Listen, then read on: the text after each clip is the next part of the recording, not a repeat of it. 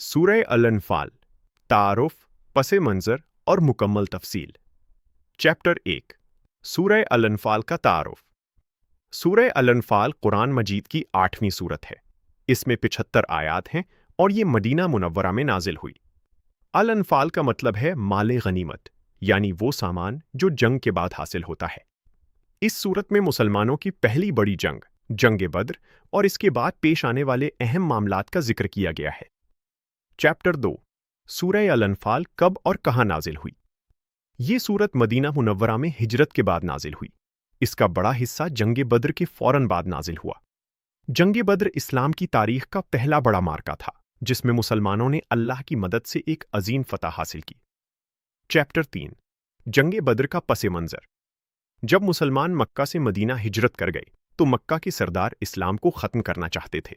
उन्होंने मुसलमानों के खिलाफ बड़ी फौज तैयार की। दूसरी तरफ मुसलमानों की तादाद सिर्फ 313 थी, जबकि दुश्मन तकरीबन 1000 के करीब था। ज़ाहिरी हालात मुसलमानों के हक में नहीं थे, लेकिन अल्लाह ताला ने अपनी मदद नाजिल फरमाई और मुसलमानों को कामयाबी अता की। चैप्टर 4। सूरह अल-अनफाल नाजिल होने का मकसद। इस सूरत के नाजिल होने के कई अहम मकासद थे। जंग बदर के वाक़यात को बयान करना, मुसलमानों को अल्लाह पर भरोसा सिखाना, माल गनीमत के अहकाम वाज़े करना, मुसलमानों में इत्तिहाद पैदा करना, दुश्मन के मुकाबले में सब्र और इस्तिकामत की तालीम देना, मुनाफिकीन और कुफ़ार के किरदार को वाज़े करना। चैप्टर 5। माल गनीमत के अहकाम। जंग बदर के बाद मुसलमानों में माल गनीमत की तकसीम के बारे में सवालात पैदा हुए। अल्लाह ताला ने वाज़े फरमाया कि असल इख्तियार अल्लाह और उसके रसूल के पास है और माल गनीमत को इंसाफ के साथ तकसीम किया जाएगा। चैप्टर 6। अल्लाह की मदद कैसे नाजिल हुई? जंग बदर में मुसलमानों की तादाद कम थी, लेकिन अल्लाह ताला ने फरिश्तों के जरिए मदद फरमाई। मुसलमानों के दिलों में इत्मीनान पैदा किया गया और दुश्मन के दिलों में खौफ डाल दिया गया। इससे मालूम होता है कि कामयाबी सिर्फ तादाद या ताकत से नहीं, बल्कि अल्लाह की मदद से हासिल होती है। चैप्टर 7। सच्चे मोमिनों की निशानियां। सूरह अल-अनफाल में मोमिनों की चंद अहम सिफात बयान की गई हैं।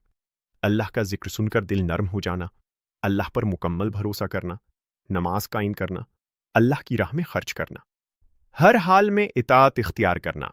ये सिफात एक कामयाब मुसलमान की पहचान है। चैप्टर 8। इत्तिहाद और नज़्म ज़ब्त की तालीम। अल्लाह ताला ने मुसलमानों को हुक्म दिया कि आपस में झगड़ा ना करें, क्योंकि इख्तिलाफ कमज़ोरी पैदा करता है। कामयाबी के लिए इत्तिहाद, नज़्म ज़ब्त और इज्तिमाई सोच ज़रूरी है। चैप्टर 9। दुश्मन के मुकाबले की हिकमत अमली। इस सूरत में मुसलमानों को बताया गया कि दुश्मन के मुकाबले में तैयारी रखो, हिम्मत ना हारो और हालात कितने ही मुश्किल क्यों ना हो, अल्लाह पर भरोसा कायम रखो। चैप्टर 10। मुनाफिकीन और कुफ़ार का अंजाम। सूरह अल-अनफाल में बताया गया कि जो लोग हक को जानने के बावजूद इनकार करते हैं और अल्लाह के रास्ते में रुकावट बनते हैं, वो बिलाखिर नुकसान उठाते हैं, जबकि ईमान वाली दुनिया और आखिरत में कामयाब होते हैं। चैप्टर 11। आज की मुसलमानों के लिए पैगाम। सूरह अल-अनफाल सिर्फ जंग की सूरत नहीं, बल्कि ये ईमान, इत्तिहाद, सब्र, कुर्बानी और अल्लाह पर भरोसे का दर्स देती है। आज भी मुसलमान अगर इस सूरत की तालीमात पर अमल करें तो इनफिरादी और इज्तिमाई ज़िंदगी में कामयाबी हासिल कर सकते हैं। इख्तितामिया। सूरह अल-अनफाल जंग बदर के अजीम असबाक, अल्लाह की नुसरत, मोमिनों की सिफात और इस्लामी मुआशरे के बुनियादी उसूलों को बयान करती है।